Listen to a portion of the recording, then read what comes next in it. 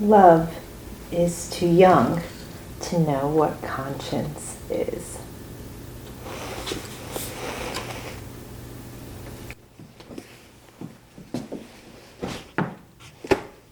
And here we are. So nice to see you again.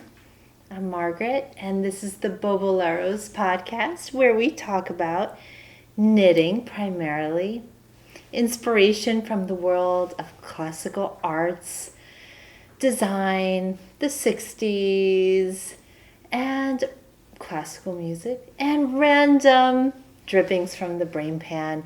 It's been a couple weeks since I podcasted. I apologize for my being away, but I was here but preoccupied. I had a concert last Sunday, and I don't know, it seems like when I am in concert music preparation mode, everything else has to take a back burner. It just is all encompassing. So thanking you for your patience and thanking you for being here. And we're just going to make up for lost time, because there are so many works in progress going on. The quote I just read was from this beautiful book, Till We Have Faces. It's one of the last books written by C.S. Lewis. And since my daughter Maia, and sometimes co-host of Boboleros, it has been so hard to get her to come on. I don't know. It's either her schedule doesn't combine, or, it's no, Mom, I don't feel like now, or whatever it is. It's been so hard to coincide. But I do have some of her knits. She's back from college. It's just been so nice having her back and just knitting together and chatting about all the things, and just very blessed to have that relationship with my daughter, which was not always the case. I don't want you guys to think like it's always been roses. There was a time, I remember not too long ago, where I was just stay away from me, Mom. So it's so nice when relationships kind of develop into something new. So anyway, in any case, let's jump right in. I often include a musical inspiration to the podcast, and so today at the end I will insert a very beautiful moment from a piece of music which I performed last week called the Dante Sonata by Franz Liszt. And he was inspired by the book, the famous Dante's Inferno, which is from the Divine Comedy. And so this piece is very turbulent. I have a recording on YouTube if you'd like to listen to the whole one. And it's a very dramatic piece, yet there is a moment in the middle where the two lovers, Paolo and Francesca, are together, and it's a celestial moment. Even though they're in the inferno, it's a moment of love. And so that's why I read that quote from C.S. Lewis, that love is too young to have a conscience. And it made me think that when we create, we are creating from that space where we didn't even have a conscience yet. I was writing this in my journal today. I was thinking back to when I was a kid, and where it didn't matter what was going on the outside. The creative act, the creative process didn't have a desired outcome other than the process and perhaps the finished make. But it didn't have any other assignment attached to it. Like, for instance, the need for it to be useful in some way, perhaps to make money, or perhaps to inspire likes on Instagram. It's when I started to think about when I create, and oftentimes I put that burden on the creative process itself, that it has to have that tag attached to it to be useful, to have a consequence. But I started to think, wait a minute, Margaret, when you were a kid, you would make things, and it was just for the joy of making it and not to assign any other outcome to it. a legacy knit, or, recording a piece of music that it'd be the greatest performance on earth. No, it was just to be intertwined with that beauty. So anyway, I just wanted to share that with you because it was on my heart that love is too young to have a conscience. And so when we are able to get into that space of creativity and just being, that mindfulness state, letting go of all attachments and assignments that we put on the things that we make and create. A friend of mine wrote to me, and she put that line in it. She just wrote her first novel. And one of the things that she decided to free herself from as she wrote the novel was the need for this to be useful. And I thought, wow, that since she wrote that to me, I can't stop thinking about it. So I hope that might be some words that maybe might bless you today, because this morning when I had that epiphany, it kind of changed the way I started to see things. So with that said, let's jump into the knitting. Right, okay. There's a lot to catch up on. I do not have any finished objects since we last met. But what I do have is just a gazillion new cast-ons and works in progress that I can't wait to share with you. So it's been, since Maia got home 2 weeks ago, it's been this like frenzied excitement about making summer tops. And I don't know if you guys have been on that yet, the summer top make, but it's like a pretty cool endeavor. And so I just want to share with you a summer top that I'm making. And this has to do with the trip that Maia and I took this week. Not once, not twice, but yes, 3 times to a store that's about an hour away from us called Mother Knitter. If you are following any of the European knits, like the Scandinavian or from Denmark, Norway, Petite Knits, or Kutovika, and those are 2 of my real favorites, my favorite things. Oftentimes, they use yarn by Sadness Garn. And so Mother Knitter happens to be the U.S. distributor of this yarn. We are really fortunate that they are just about an hour away. So Maia and I jumped in the car with the thought of making a couple of t-shirts. So what she had in mind, Maia, was the Anker Tee, which I'll insert a picture here, by Petite Knit. Really, really smart and cute, and with this ribbing. And so let me just show you the color that Maia got for that. And it's made out of this yarn by Sadness Garn. And it is Lina, I think. And this is the colorway, I think it's a number 9062. It's kind of olive. I don't see any other kind of name for it, but yeah, isn't that beautiful? This kind of like sage green color. When I saw this, I said, oh yeah, I'm making the same thing, but I didn't want to copycat completely her color. So instead, I got this color. It's more like a celadon, also really beautiful. This is colorway 8532. And then I just had the best time talking to Monica, who was at the store. Hi, Monica.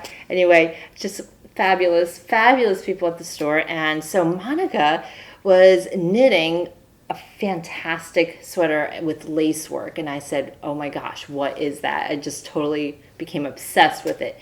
And she told me that it is a pattern named the Magna Flora. And here it is. Magna Flora. And this is designed by Elisa Hartzell. And I mean, look at this. Isn't this just so absolutely adorable? a little bit of lace panel work and then just stockinette. It's got a little bit of lace additionally at the very hem, which is might be hard to see here. Just really short, cute sleeves. I mean, what could be more adorable? And so I decided to make that top instead. And so I went ahead and I cast on with this yarn. And I also thought, wouldn't it be fun to add a strand of the metallic? This is Alyssa yarn. You might have remembered I discovered this after Vogue Knitting Live, talking to Peg Burke, my metallic inspiration girl. Woo! I got all the colors after talking to Peg. I saw she had a Sophie scarf and she added this metallic thread. And I got this on Etsy. If you type in Alyssa, they have a ton of colors. I just ordered more in kind of I don't know, another green. So anyway, I found this. I said, wouldn't that be great together? So let me show you the progress. I started this on Wednesday. I had to restart it, which I will tell you my adventures in a minute. But look at, isn't that cute? I'm doing really well with this. I'm gonna be, I have about 4 more inches to do on the body, and then the little hem, little sleeves, and I shall be done. And I'm hoping that by next week you'll see me wearing this sweater. I can't wait. Anyway, it was a great knit, and I have to say I got a little confused with the lace pattern. Not that there's anything wrong with the pattern, but there was no chart for the lace, which threw me. I'm a chart person. I want to see how this is laid out. And because there was no chart, I did the thing where I kind of figured, okay, it seemed to be like an 8-stitch repeat for every, lace situation. So I put stitch markers there just to show me where I was, so I wouldn't, lace is sometimes like walking a tightrope, at least for me. I always feel like if I mess up, will I be able to fix it? And there was a time where I would do lace without stitch markers, and I would never know where I messed up, and it would just be a complete disaster. And I didn't do lifelines, and I can't believe I did stuff like that. But in any case, what happens is that sometimes there's certain rows in the lace repeat where you have to add a stitch just in the very first section. And that kind of freaked me out because I didn't understand why, suddenly there's 9 and then it goes back to 8. And I then realized, okay, that's because they're staggering it. Again, because I didn't have a chart, I had a hard time visualizing that. So I restarted. And, we went a second time to Mother Knitter to get more yarn because then Maia decided to make a sweater for her grandma, which is so cute.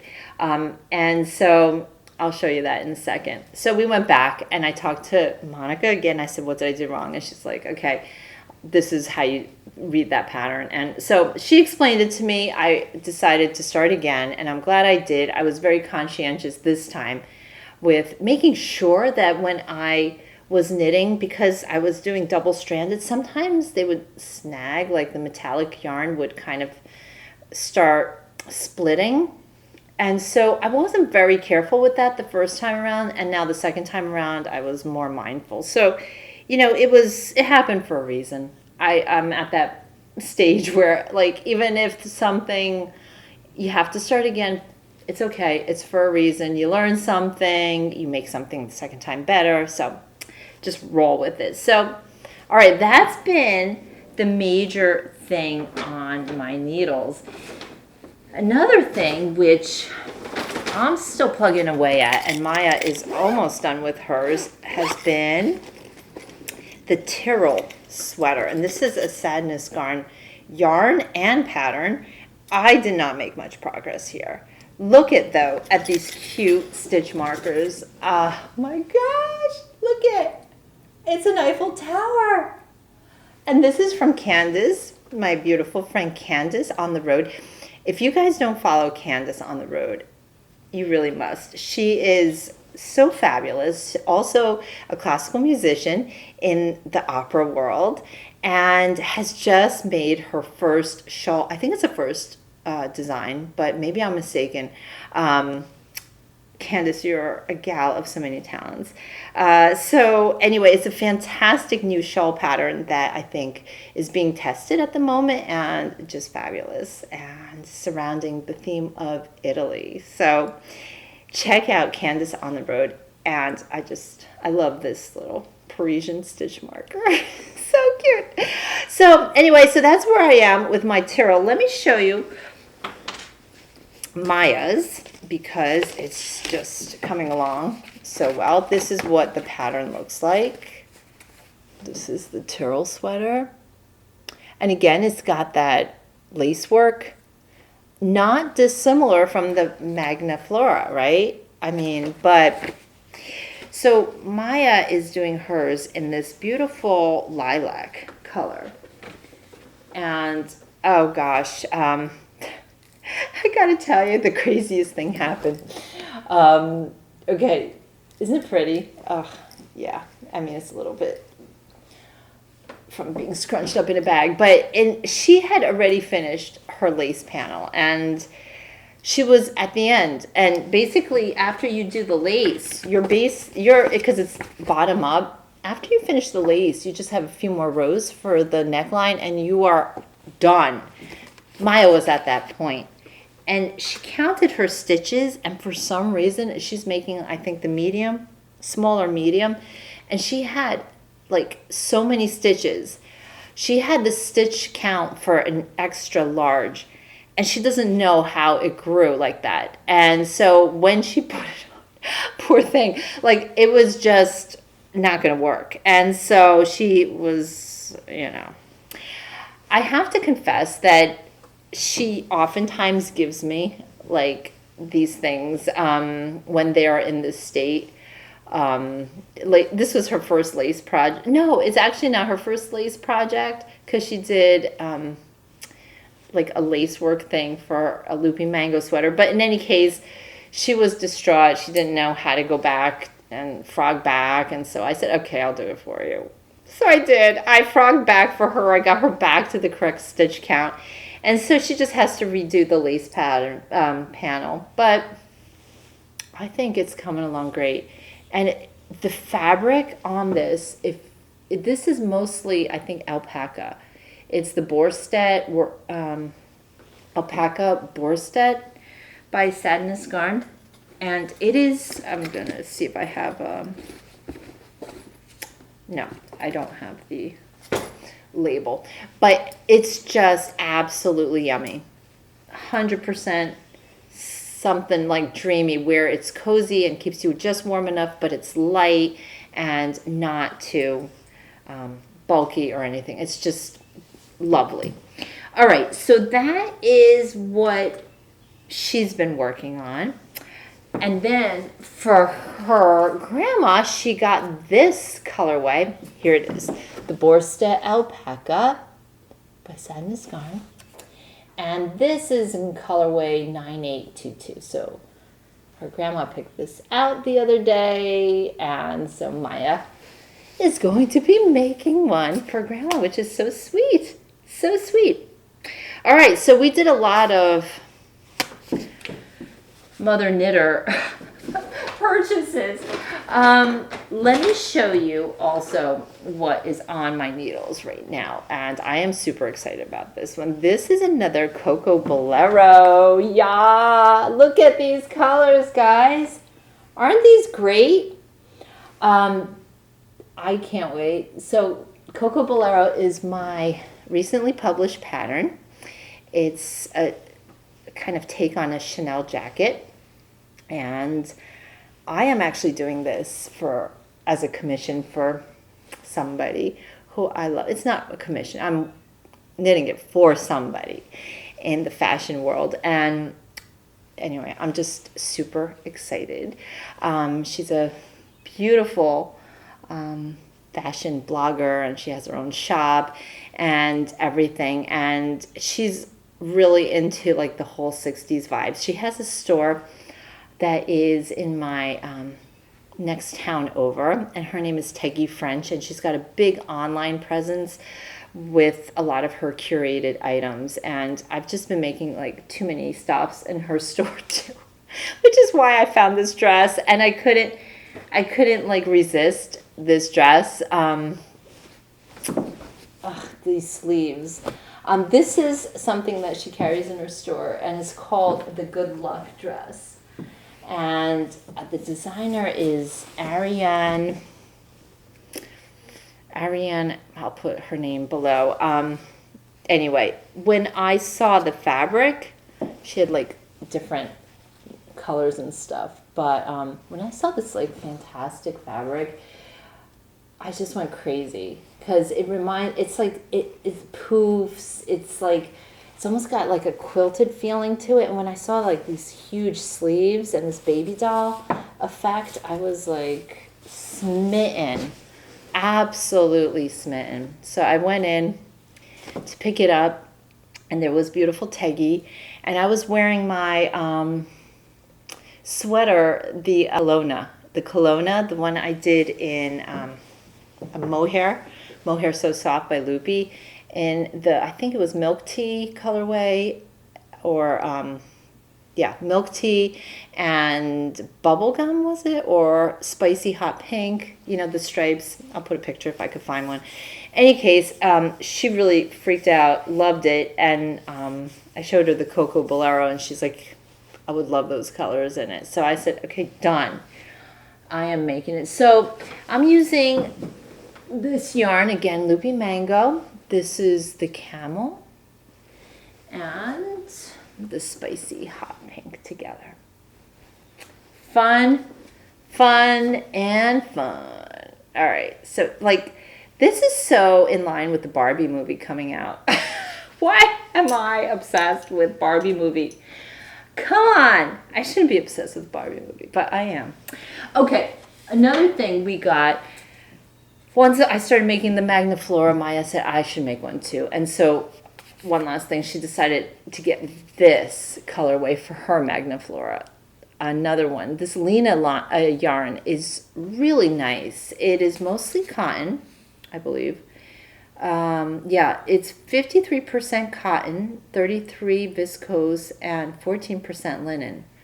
Very nice blend.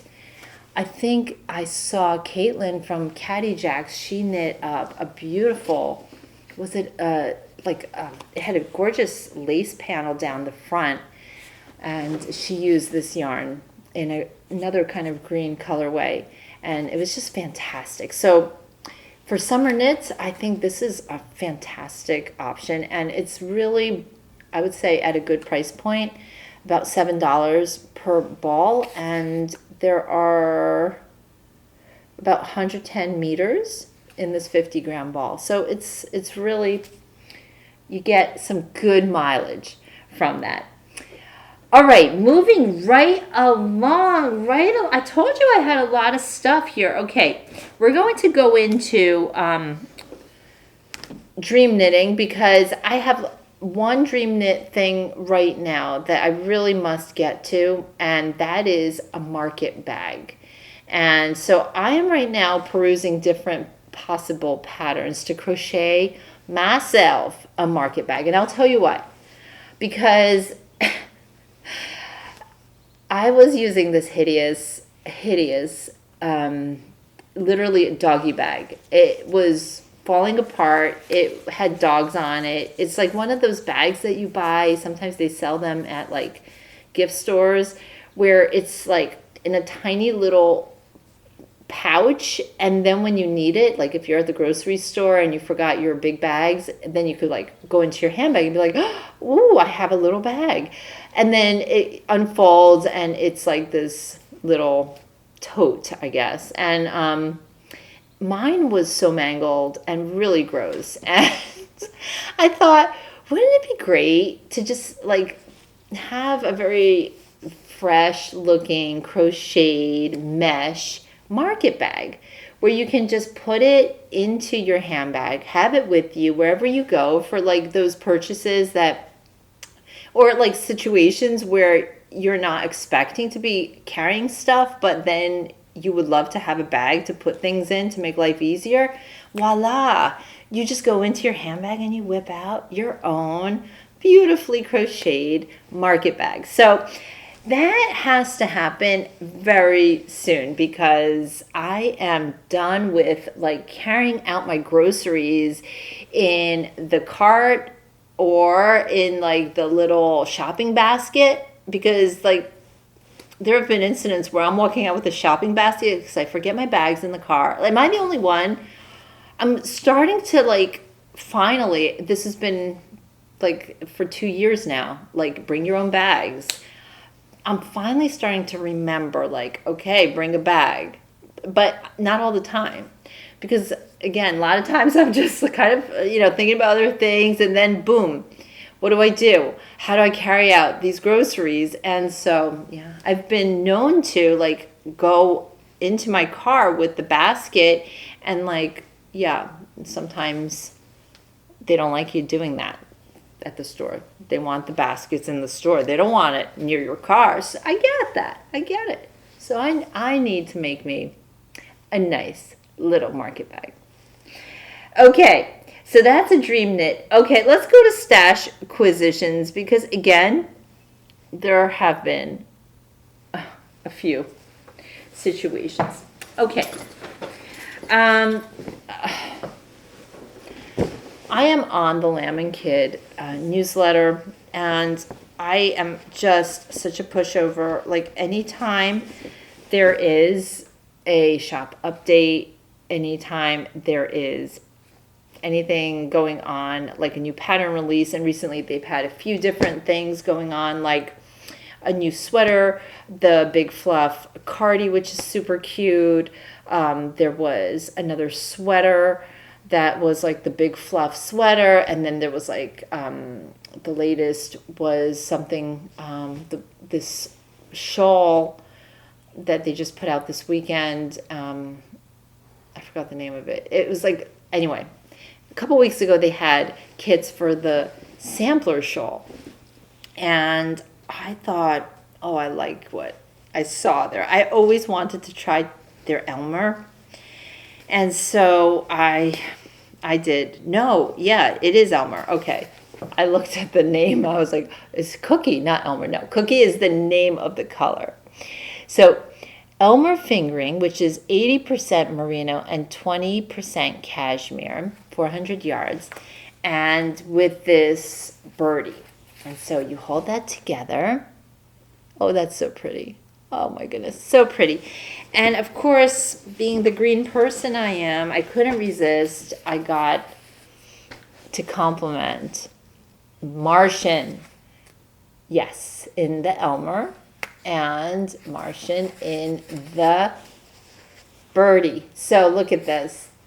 That I thought, oh yeah, for the sampler shawl. I'm going to try to insert a picture here. So that's that. And then, I have quite a bit of Lamb and Kid built up. So I thought I had this skein, like this random skein lying around, Todd worsted in the L&K colorway. And I thought, oh, why L&K wants to play. L&K wants to play with Cookie, and L&K wants to play with Martian, and they want to have a little party together. Yeah. So I said, let's bring them into the party. So there's going to be like a 3-way party. That didn't come out right. As I said it, I realized that did not come out right. Okay, so forget what I just said. There are other things that I got, and I forgot to bring them here. So hold on. I'll be right back. Okay, I am back.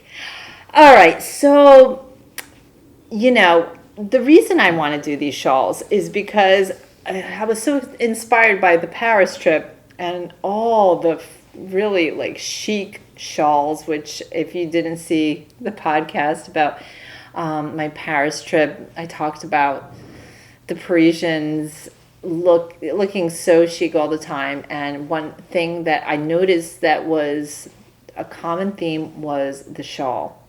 And so I thought, okay, many shawls must go on the needles this summer. And so in addition to the sampler shawl and the colors, I just showed, I again was on the Lamb and Kid.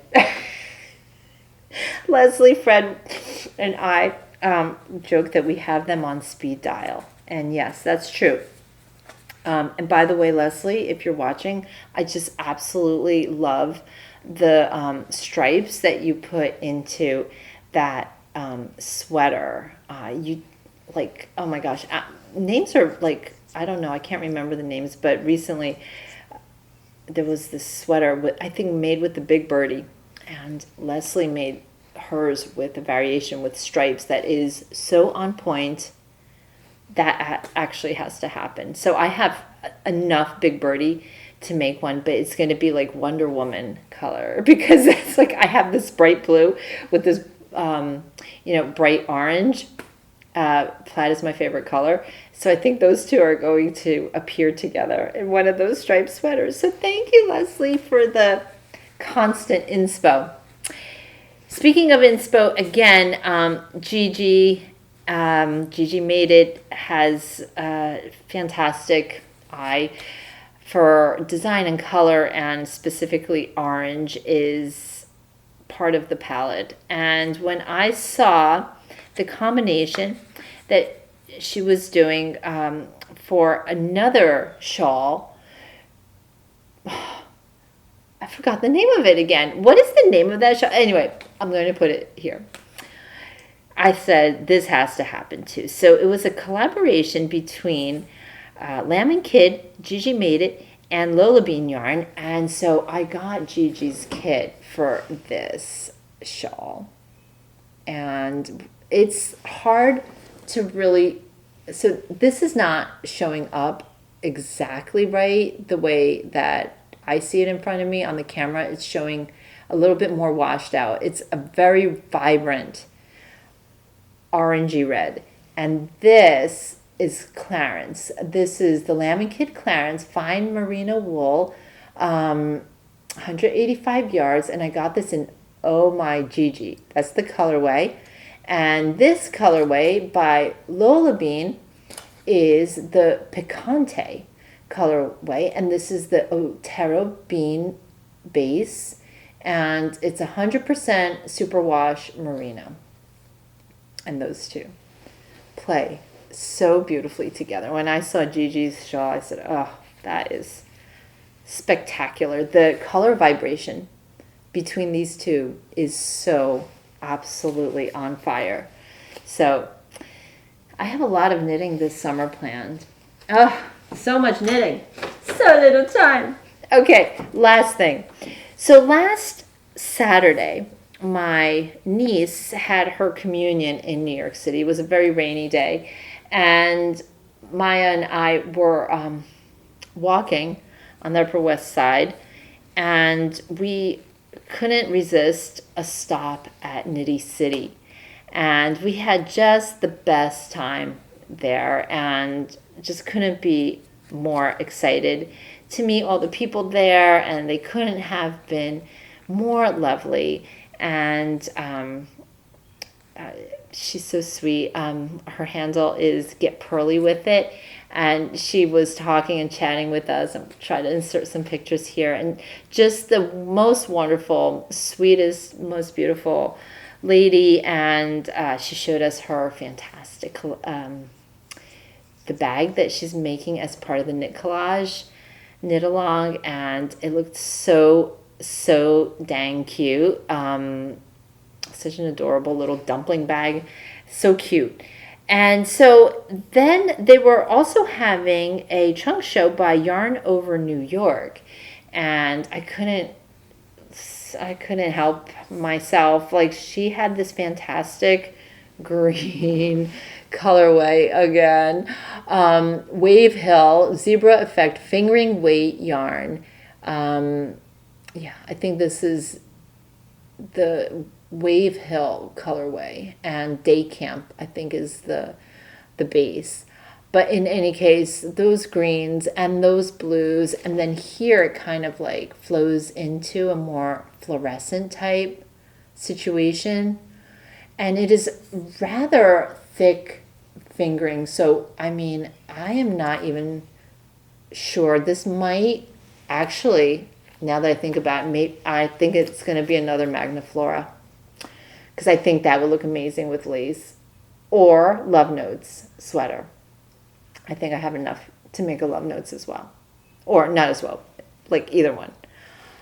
Anyway, she's so lovely. I can't even believe that she hand dyes in a New York City apartment. As someone who hand dyes yarn, one of the hard things is drying the yarn, because it takes time to dry this yarn. And like, if you can put it outside, you know, in the sun, it speeds up the process. But if you can't, I just can't imagine how hard that must be. So hats off. Just beautiful, beautiful work, beautiful colors, and beautiful person. So was just super happy to make those acquaintances at Nitty City. All right, so now let's just like close the podcast. I always like to talk about good things, and I mentioned a good thing is when I really do think it's so lovely to find local small businesses and support within your community. And I just love this store, Teggy French, and her clothing style. It just brought me a lot of joy. I discovered her right before I went to Paris, and I was able to get a couple of pieces that were at very, good price point, fashion forward. She's very 60s inspired. So, she does caftans. She just rocks it so much. Teggy is sort of like a kindred spirit. She's fantastic. So in any case, I was super excited to get this dress. So what can I say? I find that this dress is a good thing because it's so easy to wear. And she also says, like, it camouflages a lot, which is true. The thing is the length, it's rather short. I don't know if you could see, but it's like it ends here. So I'm pairing it with like a very, very, very, like I have a higher platform, but I definitely think that with a platform sandal, it's really good. These come in like I said, like different kind of colors. Like there's a beautiful yellow, like a ochre yellow with this same floral print, different colors. There's one with lavender and green, which is gorgeous. There's one that's all white with the same floral, but white on white, and then also black on black. And I'm saving up my pennies for the black on black version because I think that will be a real classic. So this is the first time I'm wearing it, and I find it just so easy to hang out in. So anyway, if you're looking for different things, like for summer weddings or events, and something that flows with you like a kind of big sleeve, then check out either Teggy French or the designer, Ariane.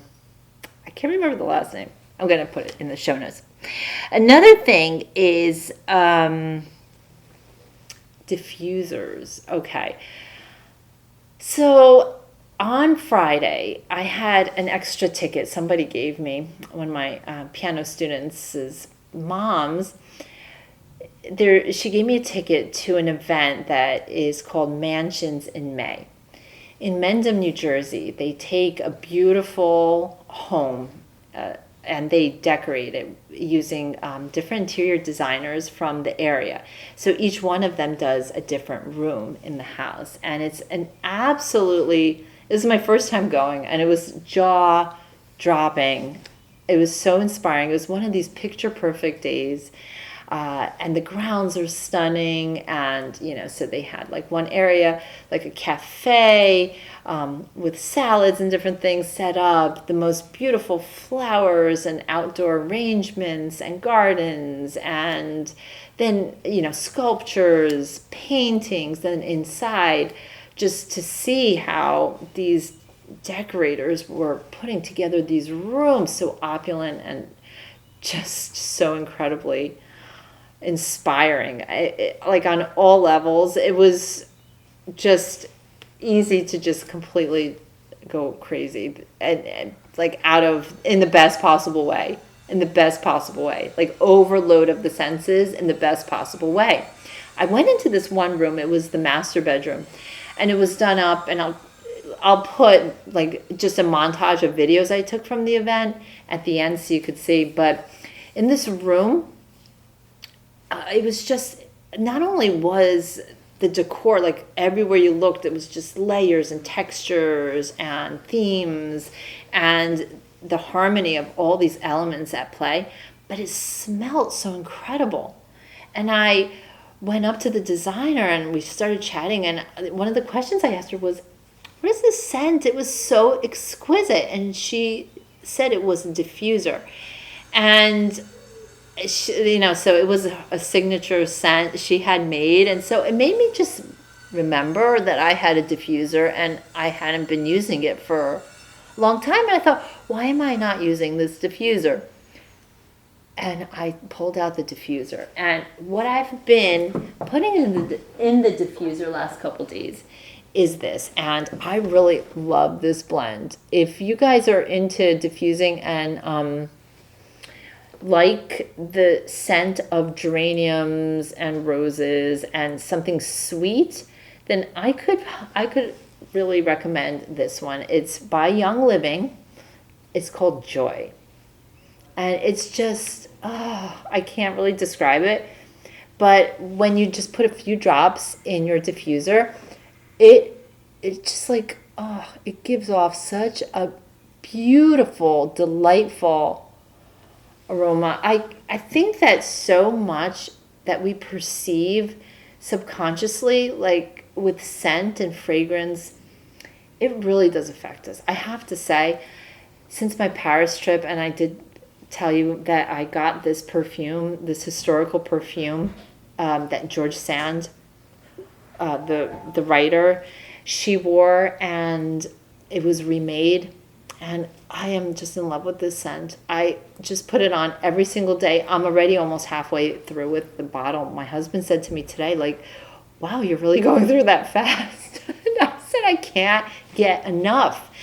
It's those subtle pleasures, right? And so, yeah, diffusing. I know also with essential oils, I've used essential oils to diffuse the house with like different types of scents, like sometimes like for around the holiday times, like the evergreen and that kind of scent is like so fresh and clean. I love lemon and kind of oranges in those kinds of scents. And this one is definitely more flowery, but something nice, something very nice you can just enhance daily life with. And isn't it all about that? Okay, and last good thing that I'd like to share, coffee grinders. I have to show you. I have to get it. Give me a second. Okay, coffee grinders. Okay, so on my return back from Paris, I think I mentioned on that podcast that we had stopped at the Paris flea market and we had gotten a coffee grinder for the one that broke. We had one of these motorized burr grinders that one bead got stuck in it, and it wasn't a coffee bean. It was from a necklace or actually a purse, and it was a crystal bead, and it got into the motorized coffee grinder and broke the thing. So for a year, we were without a coffee grinder. Every time we'd go to Costco, I'd have to wait online and grind the coffee, and it's not bad, but goodness gracious, when you have your own grinder, life is just so fun to grind your own beans. And so we got a very old one, which works great. Then my husband started doing this, like, he started really getting into the coffee grinding. So we did also get this one, which is more, it's a new one. You can get it on, I think, Amazon. Peugeot. Yeah, Peugeot makes it. And it's just so fantastic. You just put your coffee grinds in there and, spin it, grind the coffee, and it comes out in this little box. And one thing that we learned is that you have to actually, when you scoop up the coffee beans, scoop them up on a slightly damp, I should say, a slightly damp metal spoon, just so that the static doesn't adhere to the coffee beans, like, because then it'll, like, when it grinds, it'll kind of like explode all over the place inside the box. And instead, if you put, like, wet the spoon, it'll stay all nicely contained. So that's a little tip. Anyway, it's just a wonderful little thing for the kitchen. It looks really nice too, and well made, and it's just so much better. I think the flavor of the coffee when it's freshly ground. And as a coffeeholic, yeah, I'll take it. So that's about it. That does it for today's podcast. Again, I look forward to podcasting every week and meeting with you all. The community is the best part for me, and sharing our knits. So I'm so curious what you're making. Please let me know if you are making any specific summer knits or what's on your needles. And I love hearing from you. So thanks so much. Have a wonderful long weekend, a Memorial weekend for those who are in the States. And I'll see you really soon. Bye.